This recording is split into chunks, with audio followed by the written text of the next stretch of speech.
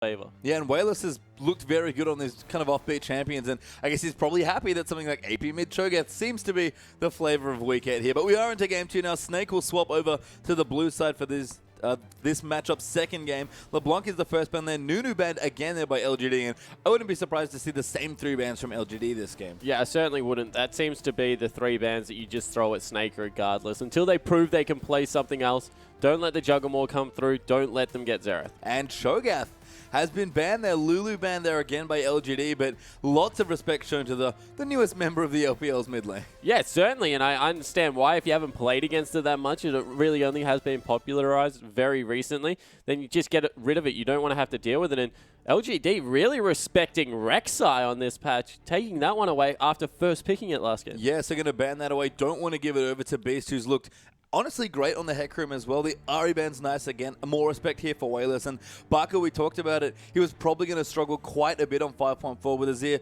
not being able to be played. And Xerath is fine, but maybe not exciting. And Barker is struggling to find champions that he feels comfortable with. He certainly is. And that is 3 mid lane bans thrown at Wayless. That's so much respect.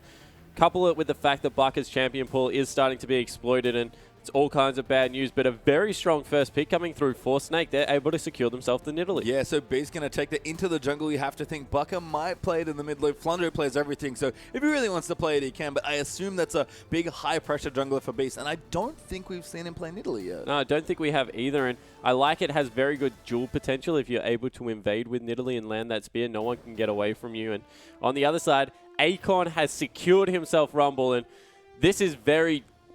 I hate to use the word the danger zone, but Akon's Rumble is above and beyond fantastic. Yeah, very good. Arguably the best in the world. Very, very good on that champion here. And Akon, like you said, just locked it in. Didn't wait for his team to tell him what he should play. He's like, no, playing Akon, playing Rumble this game, guys. And of course, POL's Janna's back as well. Yeah, and I like the taking up Janna. It means that not able to disengage some of these team fights that LGD have been fantastic at picking in the last game. And the Rumble just adds so much. It's very good in the 2v2 lane, does well with low resources, very good team fighter, allows you to get some dragons, so just a very strong pickup, and in the hands of Akon, as you said, the best Rumble player in the world probably, going to be dangerous, and looks like Snake's got what they want this time though. Yeah, I like these picks a lot. We're going to have Barker return to true comfort here. Xerath, as we mentioned, kind of the only champion we've really seen him excel on, to a top level, and it's not that Barker's a bad player, it's just that the difference between his third best champion and his top 2 champions is just ridiculous. Yeah, exactly right. And I definitely agree with you on that level. And the fact that the patch hit one of those champions means that it really is the only one left. And we see Imp once again hovering the graves. Doesn't have to play anything else. If you're not being forced to change your champion pool, and this is what your team is comfortable with you playing, that's a lot of AoE damage already from 2 threats. Yeah, and that's nice stuff. We've talked about Imp's growth at length so far in the LPL. TBQ is actually going to take away the Lee Sin here, so an interesting jungle kind of matching the pressure of Beast Nidalee here, and the Graves again. We did see the Thresh for Ella come through as well. Very comfortable support for him, but Ella has always looked comfortable on any support champion. Yeah, he certainly has. Ella, even last game, didn't appear out of sorts on the Annie. Maybe didn't have a fantastic game, but was very hard to engage with what was coming through. I like TBQ picking up the Lee Sin. Lee Sin, one of the only jungles, throw Yorick in the pile as well, that can actually repel an invading Nidalee. She is very frustrating, high burst damage. Yeah, and if Beast, his Nunu is any indication, Nidalee should be a champion that fits right into his wheelhouse as far as what he likes to do to enemy junglers, which is get aggressive and really invade. But Snake are going to complete. No, this is much stronger here coming through, I think. They do swap up the Maokai, so they've got Morgana probably for Flunder, but Crystal is going to play Corki. Yeah, a mid-game carry this time coming through from Crystal and looking to, I guess, bully out Imp a little bit more than what happened, not going the extreme late game. And that will be Morgana in the top lane, deals with Rumble extremely well. Rumble, of course, a notoriously bad pusher. Just drop the pull, auto-attack the back line, and then walk out of your lane. You can go roam very effectively. Might even look to team up. And Diana mid picked up by Wayless. Yeah, Wayless going to take Diana. We've seen her a little bit already in the LPL this week. She was in top lane, I believe, yesterday, and has had some quality of life changes, so feels a little bit smooth, a little bit cleaner as far as how she works goes. But Wayless was playing Diana before the changes on this recent patches, so very comfortable with another oddball Wayless champion. Exactly right, and I like it because it's a split push threat against a team that doesn't have one. To put it as blankly as that. Wayless in the late game, once he gets past that 3 and 4 items, no one can go 1v1 against him. Yeah, we talked about it already. Flunder going to take his very comfortable, very safe pick of Morgana into that matchup against Acorn's Rumble, which, like you said, probably his best matchup here as well. The jungle matchup going to be interesting. I really want to know what Beast can do on Nidalee, especially because he does love invading. But the mid lane's the one for me again, because even that matchup seems quite good for Diana. Yeah, the lane matchup's fine for Diana. She can absorb a lot of the damage through that W. Neutralizes far and beyond lanes with, if you just grab a second point in it, you just cannot be harassed. Yeah, Crystal there as well. On Corki, that's actually the big difference here for Snake as well. They're going to knock, they hovered the Draven, they consider going for another late game carry, but instead they'll take Crystal and take the mid game, and with the way this comp works for Snake, that's where they have to win. Yeah, it certainly is. They need to be able to poke people out and then team fight at will, and they lack a little bit of engage, but they need to be able to get it done. Yeah, let's get straight into game 2.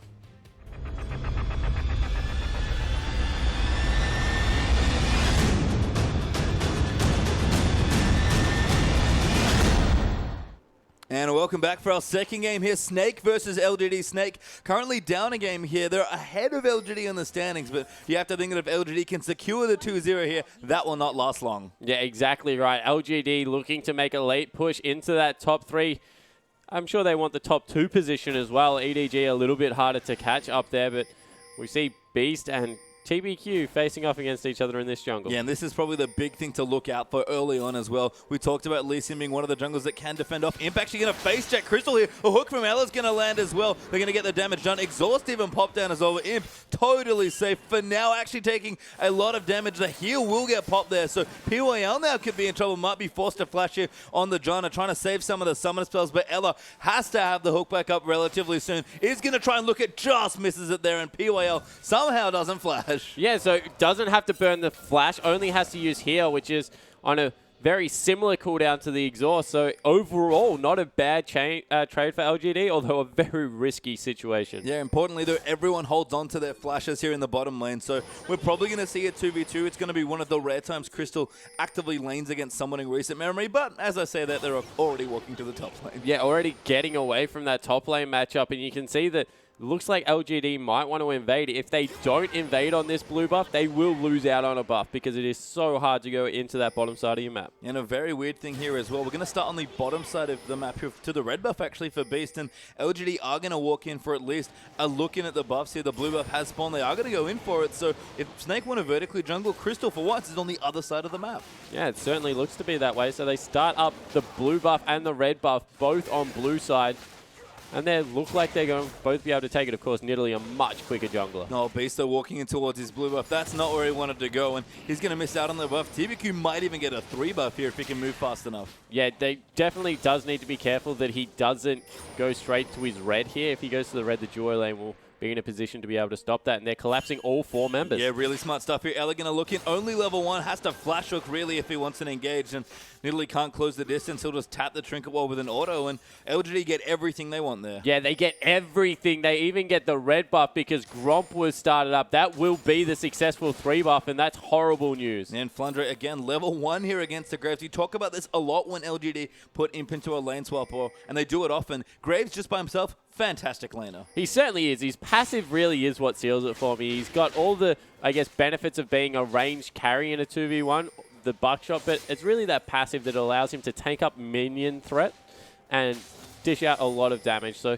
like him in the 2v1 situation. However, what is confusing me is it looked like Snake had for once picked winning lanes and then avoided playing into it. Yeah, Graves' Corki is very tenuous. It's very volatile, but Crystal would have been fine, I imagine, in that matchup. But like you said, wanted to swap out here. Crystal's going to get left alone to farm a bit, and Snake, maybe old habits die hard. I did expect them to 2v2. Yeah, and so now we see that we have a Morgana trying to CS under turret, doing a fantastic job so far, but won't be able to fight 1v1 versus Imp. As long as he doesn't get hit by a bind, which with quick draw he shouldn't be able to, Imp will be able to style on this lane. Yeah, and the biggest issue now as well is that Beast just hasn't had a start at all that he can really be comfortable with, and that's the big issue. I mean, we talked about Beast putting out a lot of pressure on the Nidalee. No pressure so far after the 3 buff. Yeah, exactly right, and that's the advantage of it going across there. And looks like there's even been a red buff pickup here for Acorn, so he's very healthy in the top lane, level 3, and with that shield and all his abilities, going to be able to CS relatively well. Yeah, and again, Morgana, like you mentioned, fine in the matchup against Rumble. Crystal, he'll be okay on the Corki, but very weird to how this game started, and LGD have gotten full advantage of the early game they chose. Yeah, they certainly have, and this is the thing. I feel like Rumble is a better 1v1 against an AD carry than what Morgana is, because of the fact that Morgana can push the Rumble around, use Flandre to roam. He's very good teleporter, one of the best users of teleport I've seen, as we have Beast coming in the mid lane. Yeah, good bit of pressure, but a nice juke there from Wayless. Just a bit of poke damage there for Baka, but no spear landing, no noodly damage, basically. Yeah, and you see how tanky already this Diana is. Just so hard to push her out of lane. And yeah, so it just makes sense from a composition perspective for this time to not dodge the 2v2, but giving the respect that Imp deserves on the Grave, being able to get in there, and they've actually sent Flandre into the 2v2 matchup. Yeah, he's actually down with Ella there, sort of hanging out. We see this a lot in lane swap situations. Crystal will get experience, which is nice on the Corki, especially for that ultimate to really get out all the damage. But Snake, again, kind of playing like they have a Draven, as an example. Yeah, exactly right. And this scaling tactic that they use, I do like the point about the levels, however. Corki, very good with level 6. We'll be able to siege down turrets with that 6, as well as the Sheen coming through, probably most likely in a 1v1 lane. We'll be looking for some burst damage, and we see TBQ being caught out, going for a little bit of an explore. Yeah, actually does get the ward down there, so maybe looking for the blue buff re-invade there, although I don't think the ward will last long enough. Although, actually, no, it was a green ward, so should last long enough to see the buff come back up again. Just kind of moving through. Imp will curate a pink ward. Very valuable information. And Flandre, alone with his Morgana right now, can't do anything to stop them. He certainly can't, and he's, I guess, just concentrating on getting his farm up, looking to pressure the lane. And now that he's at level 4, as soon as he gets to level 5, has 3 points in that pool, will be able to push out the lane pretty successfully. But just the situation that they're making the early game harder than it should be. Yeah, which is a weird thing, because Snake just felt like everything that was going pretty well for them here. Again, they picked standard lanes, they picked a fight, and all of a sudden it all gets undone. And they initiated the lane swap, so early game shaking out a bit wonky here, and Beast is the big problem here. He just hasn't been able to do what he really wants. Yeah, exactly right. Not utilizing that niddly. Hasn't even gone for the tier rush, so not going for a late game build. Looking more for the early game situation, and in the top lane, gank. Yeah, Akon looks to be in trouble. A great hook lands in there as well. The spear will follow in, and Akon absolutely dead. Crystal gets first blood. Yeah, so that's very good play coming out. Picking up first blood for Crystal will help him. Dragon falls at the same time over to LGD, but that's a 1,000 gold advantage now, just off the back of the first blood, all of the assists. Yeah, and this is one of the weirder things that will happen, I guess, with these two team comps, is that there's a lot of mid-game power for both of them, and really, where do you want to trade your flat gold for your dragon advantages? Because it's a very tenuous balance. Yeah, it certainly is, and I guess the fact that there's a rumble in the game means that they probably weren't going to fight for the dragon anyway, so picking up the first blood is a good trade. Yep, as we see Baka in the mid lane. Wayless level 6 now, so is Baka, but has to be careful to dodge those Qs, because that ultimate will get Wayless straight on top of poor immobile Xerath. Yeah, it certainly will. However, does also need to be careful of the shocking orb. Just a lot of upfront burst damage, and presenting your face as a target is extremely attractive. Yeah, it did get nerfed actually though in this patch, so interestingly not as good as it once was. The stun, a little bit less ridiculous now. Yeah, it certainly is. And we see in the mid lane, Wayless just having no problem farming 62 CS to 64 against a poke-heavy matchup.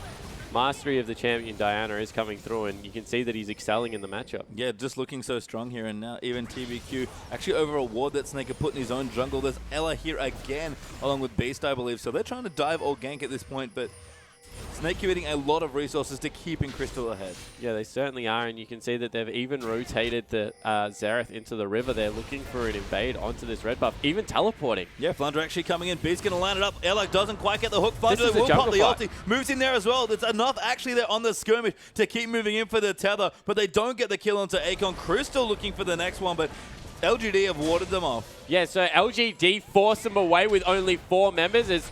Wow. TBQ a little aggressive. Beast spears him in the back, and they were safe, and then TBQ just had to go back in. That's a 4v5. Meanwhile, in the bottom lane, Imp has just got all of this free time with a turret by himself. I don't understand why you would force the fight there, but they do in the end. They lose one person. Even their red buff now will go across, and Imp looking to grab a turret. Yeah, and so much free time in the bottom side of the map for LGD, but Snaker taking over the top side here. Beast, I think, kind of took it personally that he got 3 buff there to start off the game here, as Bucker and Whaler still farming up, haven't been able to really commit to any of the skirmishes, but they are just doing work in the top side. Yeah, they certainly are, and you can see that that's the position they want to be in. They want their AD carry to be in a position to do all of this damage. They play extremely well with resourceless top lanes, and even in saying that, 26 CS advantage has gone over to Flandre with the help of Ella, was able to CS relatively unharassed in the bottom lane, and Wayless picks himself up a red buff, but they do trade turrets. Yeah, turret will finally go down here.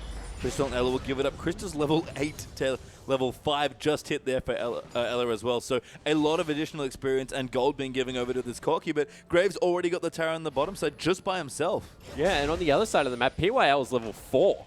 He's very low, so very squishy target coming through. Attractive for, I guess, Bucker to be able to clean up, particularly in these fights. And at this point in the game, you just think that with a 2,000 gold advantage, Snake are playing much more controlled, much more the way we're used to seeing Snake play. Yeah, I mean, they definitely like to get aggressive when they know they have an advantage that they can exploit, but they play very carefully around their objectives and their item timings. I wonder if what they're doing here, especially after giving up that first dragon, is looking for the accelerated Trinity Force and contesting for that second dragon. Yeah, definitely is a potential to come through for that. Graves, however, is very good with flat AD, so not having his first major item won't set back Imp back too far. And as well as... BCA caught up there. The PYL Tornado will come through, and Imp cleans up one of the easiest kills of the LPL. Yeah, so now he might even have an accelerated Infinity Edge come through there with the gold he was picking up. He still has 2 minutes. We'll be able to go clean out the bottom wave that's being shoved back through. And Wayless with double buffs is an absolute terror in the mid lane right now. They've secured control of the bottom half of the map purely off their mid laner play. Yeah, bullies Bucker out a little there. Flandre was actually roaming in the bottom trying to get a kill. TBQ actually going to face check Crystal. Level 6 Lysinda, level 8 Corki doesn't really want to do it. Good kick though to disengage over. Crystal immediately goes back in. A great tornado from PYL. Should keep him safe. The shield very clutch as well. Yeah, so great play out of PYL. Once again, TBQ face-checking a brush. That forfeits control that they just got over the bottom half of the map. But look at the wards pastry time. They know that they want to fight Dragon. They understand that they're stronger with this Rumble pickup, and they've just used it completely to their advantage, lit up the whole of the bottom side. And that's potentially the big problem, right? Is the Imp actually going to get aggressive onto Ella, level 5 there. Imp uses his ulti, almost gets the kill onto Thresh, and Ella has to back away. Acorn's here though, Equalizer goes down, Ella burning low, the heal popped in there as well. Crystal turns it around, backs out immediately, the tornado just short there, and Ella somehow survives. Yeah, and a little bit misuse of the Equalizer for once. If he had angled it, they would have to run over at least a portion and got the slow. So it does mean that Imp has to burn his ultimate as well as his flash, but not able to pick up the kills in the end will mean that nothing comes of it. Acorn really didn't miss out on much in the top lane regardless, and we'll just be able to reset. Yeah, I mean, that Equalizer might be down for the next Dragon fight, though, which might be the point here that Snake really want to look to contest. Trinity Force is done, so Snake, if they want to go for a big mid-game fight, now is the time. Yeah, it certainly is, and Imp has actually elected to go for boots too, as opposed to finishing off that Infinity Edge. So looking for a little bit more mobility around these fights in the flat attack speed that will come through, as opposed to trusting in those big crits that can come through for Trinity Force. And a lot of pings going down now around this mid lane area, trying to catch someone out. Ella looking for a hook, doesn't quite land it. Acorn postured very aggressively. Only level 8 here, as the Chilling Smite does come through there for TBQ. Ella does get marked. Beast just gets blown up though by Wayless. A great stun for Bucker, but it's not enough. The exhaust comes just clutch there, but Wayless still gets the kill. Now Bucker going to get knocked up. Crystal going off though with that Trinity Force. Yeah, so much damage. Goes so far in there. PYL moving in. Acorn though gets picked up by Flandre's binding. Snake played that so well. Yeah, able to turn it for a 1-for-1. PYL extremely low, so now they can't contest, but Wayless's ult is back up. No mana, so we'll have to go back to base, but so much damage coming through from Diana and nothing being returned. No, and Snake take maybe the more permanent objective here. Dragon's back, but it looks like they want the mid turret here. They can, of course, send their jungler to solo it out as well, but Snake going to push the wave in. Yet they want this tower. Yeah, so they're definitely sticking around for it. They also trust the ability to team fight. They didn't really use many key ultimates in that fight. Of course, Flandre's is still available on Morgana, so they'll pick up a dragon and still feel they're in a position to be able to turret and still be in a position to contest the Dragon. Yeah, and there's Beast just going to solo it out. Nidalee, still, despite the nerfs on this patch, does do Dragon quite quickly and just generally clears the jungle quite quickly. So Snake should be able to pick up their second Dragon in this game. Will take it away there, and now it's one apiece. Yeah, so Dragons equal. Ella in the bottom lane looks like he's being caught a little bit. Yeah, slow there comes through. Crystal gets knocked up actually, but the teleport coming in over there for Snake there. Flandre doing too, but he's got no health there. Acorn comes in, uses the flame spinner, but a great binding and a give the kill over to Crystal. He flashes out of the way, but Crystal follows in there with the Valkyrie. Flandre goes back in a little too deep, and TBQ low there against Ella. Ella going to line up the autos. TBQ doing good damage, but another snipe that gets in as Flandre gets that kill. Now Wayless trying to poke his head in, but Crystal's corky. Not too bad. Yeah, but over the other side of the map, Beast and Baka also fell down, so Wayless 2-0-0 and able to grab himself a couple of kills. Yeah, some of these carries on both sides actually getting a lot of work done already. We've got the Nationals tooth done for Wayless, so he power clears lanes and camps if he wants to, but here's a replay. Yeah, so this is the look at what LGD were doing in the bottom lane. They miss a resonating strike, teleport comes through, so they disengage. From there, they thought Flandre was low enough to continue to fight with Acorn, but unable to do so. TBQ on the backside was able to pick up a kill, and Diana, meanwhile at red buff, also secured the kill against Xerath. And TBQ, he tried to come up big with a huge play using that lifesteal to get himself a little bit healthier, but wasn't able to do it. A credit to Ella there as well. Juked so many skill shots from Lee Sin to avoid dying in that gank and really set kills up for Crystal. And we talk a lot about Crystal being an aggressive AD carry player. Corki definitely suits him. Yeah, it certainly does, and he's playing it extremely well. 2-0-3, 5 of 5 kill participation so far. They are playing the map around him once again, and he's picked up a BF sword now. Hasn't even gone for boots, just trusting in the fact that we'll be in the right position. All that upfront damage, and Trinity Force, a little bit tankier than an AD carry normally would be, is playing well. And that's a scary thing to think about as well, especially if Crystal looks like the Bloodthirst is what he's going to be going for, most likely given the builds that we've seen in the LPL. Snake are always willing to play around their AD carry. That's been pretty much their entire plan since they started competing in the LPL and even before that. But if Crystal can start playing, you know, have a more diverse champion pool, play these mid-game carries, and Snake still play the same way around him, that's a very scary thought for teams that might look to play Snake towards the back end of the season. Yeah, it certainly is. It means that you don't have a clear cookie cutter recipe to beat them, which is ban out their late game composition, force them to play mid game. Now that they're playing mid game successfully, it opens up a lot more revenues. Yeah, it does, and that's the big thing. Everyone's kind of like, you know, Snake getting banned out, can't really perform that well. This game looks very good for them, but they've got a bit of a hill to climb still here against LGD if they do want to take it for the split here. Dragon not available yet. Crystal actually a little caught out of position here. It's a bit overextended, but Thresh is there with the Lantern. Yeah, it certainly is, but Lee Sin also there with a kick, maybe. Lines it up. Actually just missing minion there, getting in the way for Crystal. Very nice use. And now Acorn in the top lane, going to get assassinated there by Beast. Point blank spear nails him, and Flandre just helps for the assist. Yeah, able to get in there and make some action happen in the top lane. They'll pick up a turret as well maybe for it. Nidalee, of course, with that attack speed steroid, is able to assist in pushing turrets relatively quickly, but with the lane returning, not able to do that, they will recall and get out. Yeah, and still going for the tier actually is Beast as well. Does have the Magus and the Trailblazer built up already, so fairly strong early on in this game as the Nidalee, but building up towards that tier, it will stack quite quickly, but it was pretty late that she got that. Yeah, it definitely was. Only at about 150 stacks at 17 minutes. You do want to have finished that one up at about the 24-minute mark, so not fantastic itemization coming through there. However, just so important to be able to keep Nidalee's mana pool up. Yeah, and you know, you want to make sure you get your cost-efficient items and put pressure on it. Despite the start that Beast had, he's been very scrappy and very mobile with the way he's played. So it's nice to see Beast, you know, wasn't off to a good early start, but still able to affect the map. Yeah, still trying to get around and do his job for the team. And we see that that's the last outer turret in the bottom lane. That's nearly going to go down. And really doing a fantastic job now is Snake of, I guess, looking more like their old self, controlling objectives, using their teleport very well. Acorn has looked out of sorts, 0-4-0 so far on the Rumble, and hasn't really nailed an equalizer yet, and that's a worrying sign. And I guess the other thing as well, as we talk about sidelines and who's getting the farm, yep, Acorn maybe struggling a bit, like you mentioned, has a lot of depth in that column so far, but Wayless, you talked about split push potential on Diana, has the Nationals Truth, has had it for a while, not been able to get to a side lane to push it out. Yeah, exactly right. And you have to think with all of the wave clear that comes through from Baka, then maybe they would just answer it with wave clear and pushing down mid lane in response themselves. So the Diana, I understand why it was picked up. Very strong 1v1 threat, but hasn't been able to utilize it. No, and that's just something where Wayless has not really had the fight they wanted. And that's what I like about how Beast has been playing Italy, is that very scrappy, really separating the map. Crystal's just anchored to a lane where he's not afraid of anyone after the start he's had. And Snaker just never letting LGD get a big 5v5. Yeah, it definitely doesn't look to be that way. So we see that they're setting up a brush gank. Yeah, actually, Wayless now finally split pushing, but he's going to get ganked for it. Ella plays him back down the box, traps him as well, and Crystal gets another kill on Corki. Yeah, another massive kill as well. That was the start of the split push coming through. They used teleport to try and get down inside and weren't able to survive, so they'll pick themselves up a turret off this.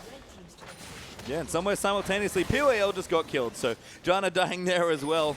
And Snake, again, taking control of the map now, looking maybe to set up vision for the next dragon. Yeah, so they've got complete control over everything. 5,000 gold is the advantage at 18 minutes in, and Rumble hasn't been able to get the double pen items, looking very behind. If you compare gold, actually is about 2,000 gold behind direct lane opponents at this stage as Acorn, being completely denied across the map, and very hard to push waves into Xerath. Oh, it really is here. And that's sort of the funny thing, is that Rabadon's done now for Baka, and Akon talk about him so much as a Rumble player, one of the best resourceless Rumble players as well. But this is maybe too few resources here. We actually have a gank coming through there. Flandre going to get kicked in the face. So Akon, nope, doesn't get the kill. Imp takes it with collateral damage. Yeah, Imp snipes that one away. Would have been, I guess, very nice for it to go over onto the top lane, but very easy to. It's much easier in League of Legends to snowball one person than try and get people back into games. So I understand why they gave it over to the AD carry. Imp definitely having a good game. Has that Infinity Edge, nearly picking up the Phantom Dancer as well now. Is in a position to take over against a no tank lineup, pretty importantly. Yeah, and he needs to take over as well. He was the big carry in his game in game one. That's often been the case for him in LGD games here in Snake. Crystal is absolutely massive here in this game. Already done with his Bloodthirster now as well. Still no boots, of course, not interested in those, but just doing so much work already. And this next dragon, it belongs to Snake. Yeah, it certainly does. There's no contest going to come through either from LGD. Without the equalizer, just no good equipment to be able to do so. So they give that one across to Beast, and they'll look to, I guess, start fighting again about the 26-minute mark after the next round of items comes through. And you know, it's kind of a weird comp that they've built. We talk a lot about Corki and rotating for turrets, but Beast has sort of been filling the other void of the map and keeping pressure on along with Flandre usually. And Snake are doing a very good job of rotating around the map, keeping on top of the turrets, and just snowballing these objectives away from LGD. Yeah, they're certainly doing a very good job of moving around the map as a unit. You can see once again, whenever Beast is going into the jungle to clear it out, it's with Ella trying to get some pressure down across the entirety of the map. So, ooh, Beast actually maybe going to get caught. Ella throws out a hook, but more importantly, gets Beast to safety with the Lantern. Wayless has also started split pushing in the bottom side of the map as well, but I don't think he can fight Crystal. Yeah, that's exactly the problem right now. They need to start split pushing earlier, but now Crystal is at the point where he can 1v1 the Diana, so Diana will be able to shove the lane out, get some farm, but won't be able to, I guess, really pressure. Yeah, Bucky gets the blue buff now as well. And you can see, again, the difference here as far as CS goes. 208 CS so far, almost the highest. Sorry, Imp claiming that they're on his graves at 220 almost, but so much wave clear already with the quick Rabadons. And Bucky just looks so comfortable on this champion. Yeah, and that's the problem with not going those 3 standard bans against a side like Snake. They play very good when they are comfortable, and when teams have made them look uncomfortable, they haven't, and TBQ goes in.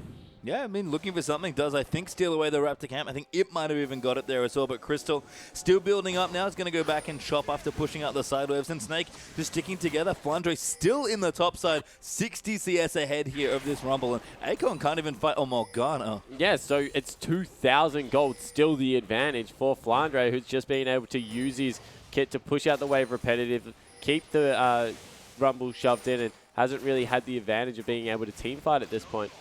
As we see TBQ going up there to pay a visit and try and get some pressure onto Flandre, who's playing extremely well, but Flandre not going to have any of it. Nope, going to try and dark binding it. TBQ will actually use the smite to make sure he gets it, and Snake just anchored in the mid side now, trying to clean out this tier 2 turret. Do need a couple more, only have the 3 outers so far, but Flandre is applying split push pressure. Snake are all over the map, and Crystal with his BT Trinity Force is shredding through the turret. Yeah, he's certainly looking to get as much work done as possible, and they've... Ooh. Imp almost juked back into that shocking orb there, but he'll be safe for now. Yeah, so Imp safe for now. On the other side, TBQ was also nearly caught out as well, but he's been able to back away.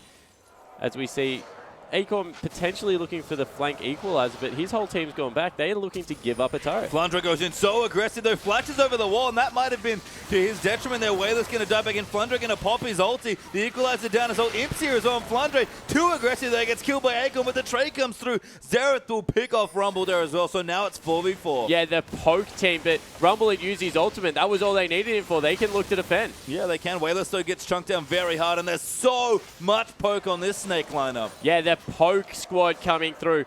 Corky, very good poke AD carry, as well as an AP Nidalee jungle and the Xerath. They're going to be able to force away from these turrets for days. And the split push really can't come through as an answer because they're not strong enough to leave 4 members. Yeah, I mean, it looks like a lot of comfort champions here for Snake, and that is true, especially in Bucker's case, but they've built a very good comp around their mid laner almost here. We've got the Nidalee, Corky, and Xerath for poke. Great disengage between Morgana and Thresh, and Snake finally getting a group up. You see exactly what their comp does, 5v5. Yeah, exactly right. And with the build that Ella has gone, with the Crystal is gone, with the exception of the Sork boots, is very successful at pushing down turrets. With that Sheen proc and all the bloodthirsted damage that comes through that flat AD, we'll be able to make short work of them. And Acorn, he is so hungry for farm. He is scrapping around maps in pushed waves, trying to get anything he possibly can. Yeah, TBQ's here to support. So is PYL actually, but Flandre, very good top laner intuition here, keeping him safe from the potential 3-man gank for now. I mean, Acorn getting babysit for a bit of CS, but even as the home guard enchantment on his boots just to make his teleports a little bit more impact down the bottom. Crystal in trouble. Whalers finally able to solo him. And that's fantastic news. Back in the top, though, a lot of fighting. Yeah, Flandre actually going in, but gets kicked back there. A great knock up there by PYL, sets it up, and LGD getting some advantages. Yeah, so able to get 2 simultaneous kills on opposite sides of the map means the pressure out of Diana now is huge, being pinged out furiously from this Xerath, who might even ult the wave. Yeah, he does ult the wave, actually. Whalers even going to throw down a ward. Diana still doing damage to the turret, and you can see when she gets free time on the structures, that passive just rips through them. It certainly doesn't. Really good heads-up play. Now that he's picked up the Zhonya's Hourglass, will be in the position where he can take it to the Corky in a one-on-one situation, and this is what they've been looking for the entirety of the game. Get Wayless into a lane, make sure he can split push, and from there really is no response. Yeah, and the fact that Crystal can't actually solo the Diana anymore is a big flag for you for Snake. You talked about it already. They don't really have a good way to deal with the split push. Crystal was the hope, I guess, given that he was snowballing, but that's not even viable anymore. Yeah, definitely. Maybe they hope they wait out for the fact that Morgana is going for the Zhonya's Hourglass next and can't really be dove, just clear the waves with it. But Diana, so good at tanking the turret, going in, diving someone, walking back out, and then has the ultimate available 10 seconds later to be able to do it all over again. Yeah, just, very mobile, really sticky mid lane champion that Wales does have plenty of experience on. Crystal will pick up the red buff now, though, as Snake rotate in to collect that from their jungle, and Dragon is back in 15 seconds. Now Imp going to get his as well, so we're going to have a bloodbath of a Dragon fight. Yeah, we certainly are, and AD's pretty much mirrored in item build, both on 2 items, boots as well as a pickaxe, and I think this comes down to them this time around pastry time. Who can get more damage? TBQ's caught. Yeah, Hook does land, but no follow there on Snake. Just going to keep poking. Yeah, still looking to just poke out around these objectives, but Imp, big pressure on the Graves player to be able to get things done. Yeah, and now LGD going to set up as well. Akon, level 12 there with his Haunting Guys plus his Sork Shoes. So decent equalizer damage, but Snake, they really want to fight here. It's 2 for 1 in Dragons in favor of Snake, but Snake have to poke LGD off here. They can't really engage 5v5, and Akon takes a big chunk out by a Nidalee Spear. Yeah, still being chunked out, and this is a dangerous game to play if they choose to push down mid lane because of where LGD are positioned. They will be in a better position to base race this, but TBQ looking for the flank. Yeah, actually going to go in there, does find it, kicks Flandre out, but he doesn't have a Zonies to protect himself, but he's not dead yet. Finally goes down, but Ella gets the kill onto Lise in there to trade it off. The poke coming in, Akon almost getting killed there, and Beast can't quite find the last spear, so 4v4 now. But Akon has teleport, so if he can back he can teleport back in with those home guards, so they're just trying to stall this one out. Yeah, Ella looking for another pick. Snake know they need to get more than the one kill they just got there as well. Chasing down PWL, little low. Imp kind of caught out of position as well. Snake have found a very nice flank here. The spear's going to get thrown out. Snake are closing the trap. Imp somehow gets hooked up there, but he gets out of the way. A good stun lands in, but he can't come in for the rest of the damage. Beast, though, going to go in and assassinate him, and Crystal gets the work done. Akon, though, has come back. He gets chunked out by a Nidalee spear, though, and Crystal can't finish it off. Now Ella throwing out the hook, and Crystal trying to kite away, but Flandre is returning now as well. Home guard Morgana, Wayless dives in. Beast will go down, but Ella survives. Crystal gets another kill. Flandre finds PYL, and Snake are going to clean out the rest of the kills. Yeah, they look like they're going to be able to pick up the support. They do in the end. Fantastic Flash Dark Binding. So overall, that was a 4-for-3 exchange in favor of Snake. Both top laners using their teleport, but with their jungler dead, very risky to go for the dragon. Yeah, LGD's Lee Sin still up here as well. TBQ might go for a steal. Snake are going to start it. Ella is going to try and find the jungler and hook him in so they can get a kill. And he might be able to find the steal. It would only be the second dragon. Lee Sin looking around. It was Flandre. He's trying to get away from the dragon, but Snake, they're able to pick it up. Yeah, so they pick it up here, but fight once again looking to start. Akon actually gets ulted there by Flandre. Great kick out though. Ella almost dies actually, and Crystal wants to go aggressive, but he can't go any further. Yeah, really nice kick there. Once again, a misplaced equalizer. They thought they were going to run away. They didn't. They came forward, and Acorn wasn't able to put down any damage after that. 2-5-3, struggling across this game. Hasn't looked fantastic in team fights. Was able to get the teleport kill onto the mid laner that did help out in the last one, but overall just not the Rumble we're used to seeing. No, and on the other side of the lane matchup there, Flandre, Morgana looking great almost as always. I mean, 3, 4, and 5, not a glamorous score, but plenty of CS here. And it's funny, we're not used to seeing AP Morgana that often. She's usually a support in a lot of regions, including China, but Flandre very good at clearing these waves out. Yeah, he certainly is fantastic at clearing the waves, and those dark bindings, the snipes, just do so much damage in these team fights. It's an upfront nuke when you see it coming through like that, and the wave clear is fantastic, so once again they go back to the split push. Makes sense. I mean, Flandre in the top doesn't have his teleport, but that doesn't really bother Flandre. He tends to be in the right place at the right time. Crystal, 3 items done as well, and Crystal going very aggressive for Akon. Ulti pot there as well, but Imp's also going to find his way in. Akon almost goes down to the ultis, and Snake are on the offensive. Yeah, so Snake recognizing that Diana was in the bot lane, need to force, so they do so with their AD carry, 5, 1, and 4. Get some good damage onto TBQ, and now the push in the top lane's on. Yeah, Beast doesn't have his Void stuff yet, so those spears not really hurting, but he has finished his Sarah's transformation. Actually happened a number of minutes ago, and Snake going to group up. I was going to say as 5, but Flandre has switched route back to the bottom lane. Yeah, he certainly has, and they're sending Diana once again down there to help deal with the Morgana, who just continues to split push, using that passive to tank up the waves, and might be able to get a mid lane turret if they play this right here, LGD, but apart from that, really being beaten around the map. Yeah, Whalers pushing in aggressively, almost has a Rabadons to complement the 2 other damage items. So Diana is very scary. If she can assassinate Crystal, then that'll be a very big win for LGD as far as team fighting goes. But so far, LGD have not really been able to break the poke or siege of Snake. Yeah, it hasn't been the case, and they don't even pick up mid lane turret. They need to start getting some of these objectives to get the gold back in their favor. Still 5,600 for Snake, and they look like they have a fantastic late game composition. I mean, it's kind of a weird one, but yeah, if they play their cards right and siege effectively, it's very hard to stop what Snake are doing. Yeah, it certainly is. Not much hard engage coming through. Has to be the perfectly placed equalizer. 3 item Imp now has been picked up. He's been able to finish up that last Whisper, and we'll be moving towards some lifesteal, you would like to think, next, although it may be the defensive item even. And now the siege around Baron has begun. I mean, Snake kind of swapping objectives here. They've got their 3rd dragon, and next one on up for a couple minutes here, so Snake going to try and secure some advantages around the next objective. They pretty much just need LGD to walk into a spot where they can effectively siege them, but LGD, to their credit, playing very safe and just pushing out the empty lanes. They're just trying to use the Diana, enforce the split push. They've got her to level 17 now. Also picked up the Rabadon's Death Cap. As soon as the Void Staff comes in, we'll be able to pretty much one-shot the AD carry and the mid laner for Snake, and they're really putting a lot of eggs in Wayless's basket, being able to perform the carrying duty coming through. Problem is, there's just very good disengage coming out of Ella on Thresh. The Flay as well as the Box is going to be a very useful tool. Not to mention the fact that Zhonya's Hourglass now finished up in top lane for Flandre. As soon as they dive past him. He can flash into their team, use that Soul Shackles, Zhonya's himself, and then really is no answer. They have to split. Yeah, maybe even Black Shield Crystal or Baka just to keep them a bit safer from all of the Diana burst, and there is a lot of it. I even like that Baka and Crystal both recognizing that's the case and going for defensive options here. Crystal actually has an now going to get caught up. Going to go back, and that's an amazing amount of damage, but Baka does get the kill. You can see what happens if they set up properly, but Ella looking for the hook, doesn't find it, but Snake, they get the pick. And if Wayless was able to get the Zhonyas off there, that nearly would have been a one-team fight with how much damage he did, but in the end, fantastic catch. Good vision control coming through from Snake and able to capitalize on a bad mistake. Yeah, the upcoming QSS and the Giants belt actually for Baka. Playing a bit of a hand there and keeping their carry safe. Yeah, it certainly was coming through. And now they can look towards Baron, starting it up.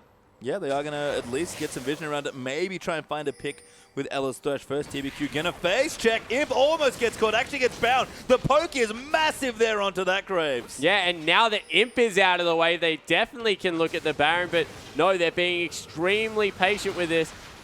Trying to snipe off Imp as well. Can't find him. He's out of range. But Snake now will start the Baron. Yeah, so now they started up. Spear's still coming over the wall, but they've waited to the point where Diana is back up with that short ultimate that we keep speaking about. We'll be in a position to fight as well. Crystal going massively in there. Actually gets kicked out of Crystal. We'll go down there to Akon. PYL will peel everyone else off. Baka, though, does get the kill. TBQ going to get hooked up and forced to flash out of the way, but Snake have to run now. Baka will poke as best as he can. Ella, though, did get queued and exhausted there onto Wayless. Now Flundra going in, very aggressive, trying to find the ult. He gets a couple there. Will pop his on, he's a little late. Will survive for now, but Nidalee going to get the kill there onto Akon. Flundra is still alive there as Beast. Now going to chase in onto Wayless, and Ella going to land the hook. Wayless does so much damage, though. There's the double kill. Baka going to try and put Diana in a play, but Wayless going absolutely off on Diana. Completes the ace with a quadra. And what a play out of Wayless. Now that he's got all of those items behind him, able to dish out massive burst and played around his ultimate timing so well throughout that whole exchange. Not much more to really say there. Probably just saved a game that looked like it was going bad, but it all started on the back of a Crystal arrow, going aggressive over that wall. Didn't realize that Imp had stuck around. Imp able to get through all that upfront burst damage, and he's got another BF sword now, and that really drew Snake back into a bad position. They looked like they'd finally secured themselves a tangible advantage. They were going to be able to pick up the Baron, but they baited it one too many times, and it didn't happen. No, and LGD maybe even looking at Dragon, but Snake realized that the bigger prize is at stake here. Baron is the one they seem to want here, so they'll give up LGD, they'll give them their second Dragon. A fourth will be nice, but instead they really want the Baron. Yeah, they certainly do want the Baron. They've got a good poke composition, but they don't have a fantastic siege composition. Two very different things. Great at forcing people away from turrets if they can land all of that poke, but apart from the Corki who can get the Trinity Force procs off, really not that much long-range damage. No, and yeah, they've kind of had trouble sieging at least the big inhibitor turrets like you mentioned, but Snake getting a bit greedy, going to try and get both objectives it seems like here. We already have TBQ on top of the Dragon, I believe, and Snake will clear at the Scuttlecraft. Dragon very low actually, I believe, yeah, about under 2,000 health left, but that will go to no. TBQ does steal it away. Ella actually pops the box, taking a ride Crystal in. They might be able to get the kill. Kick landing in there as well, but Akon moving with the equalizer around the side for the flank. Crystal has to get out here, but the rest of the team collapses to peel. PYL gonna go down to Flundra. Crystal chasing Akon so aggressively. A good Zhonya's, but Akon will go down. Phosphorus Bomb, little miss time, and Flundra now sniping out, trying to get Imp with a binding. Actually, great Zhonya's from Wayless to save him, and he has to get really far out of the poke. Yeah, he's binding lands, so play back there as well, and there's another kill for Corki. And that was just a bad split coming out of LGD. Carries on the top side, other three members on the bottom side. Snake made the right decision. They just ran at the three takes, no damage. Goodbye, TBQ. TBQ going down. Yeah, Imp actually now going down. So Flundra, there's Dom damage there as Nidalee comes in for the last of the kill. The ace gets completed and Snake will get Baron. Yeah, so Snake get Baron. LGD got Drake, but they also got Ace on top of it. So very much in favor of Snake now.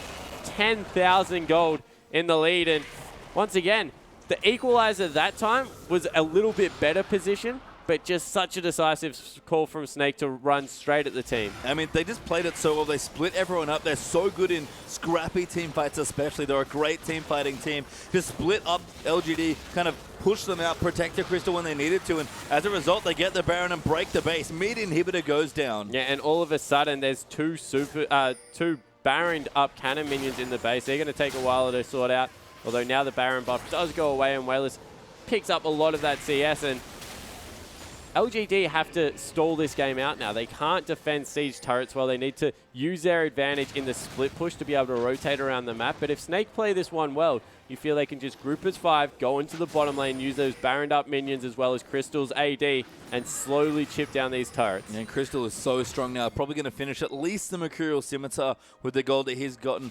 Flandre actually has to defend the waves in the top half as well, so he's pushing them back. There are massive minion waves that LGD managed to push on the side, but that kind of feels irrelevant now because their mid inhibitor's gone.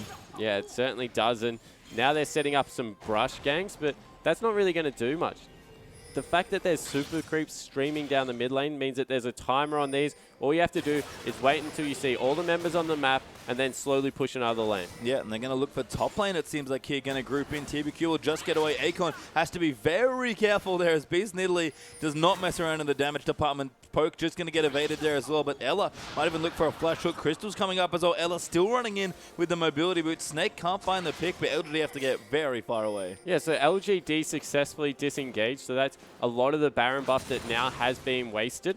So that was a good extended chase in favor of LGD, but they've also got the wave pushing now in Snake's favor. And very strange that they would siege top turret, just because of all the, I guess, the advantage of being able to take the bottom inhibitor with maybe not being able to end the game on this Baron buff, but they will be able to successfully take down another turret, further extend that lead. They have to be so careful though. Crystal, good black shield there. He's playing very far forward, but if Wayless gets into the backline, Snake will lose the team fight. Yeah, it certainly looks to be that way, but they're not even waiting around for him. No, I mean, the Baron up minion's doing so much work. Flandre just zoning everyone out with the bindings as well, and Crystal just destroys turrets at this stage. And it looks like the next inhibitor's going to go down. They need to make a call. Flandre going to go in there. Doesn't have the black shield. POAO, they're going to get low, and Wayless bought the pot. The zone is early. Ella going to line up the hook. Nails it there onto Wayless, and Crystal takes him out. If now in trouble, gets caught again, and that might just be it here for Snake. Yeah, it certainly will be. That will be the game pastry time. Baroned up super minions going to be streaming in the base in no time whatsoever, and they're just going to siege out the mid. Yeah, Crystal's actually face tanking the Nexus turret. Has no cares at all. Ella, massive right now with an Elixir of Iron, flashes in to try and get a couple more kills.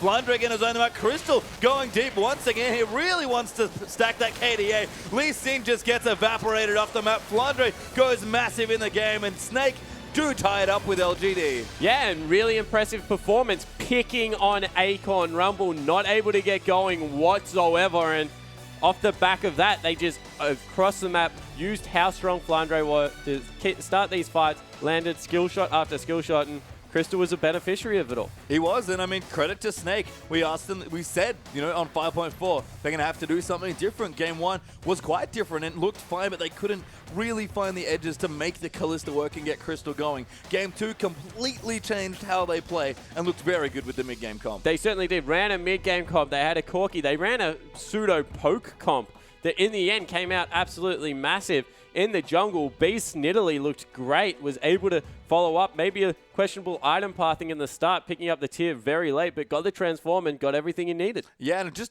a great looking game for Snake. I mean, LGD looked fantastic in the end of Game 1 and throughout the series, so credit there as well, but as a result, both teams will stay in the places that they've gotten, so don't go anywhere, guys. We'll take a quick break as the battle for playoff runs continue. Gamti are taking on Energy Pacemaker next.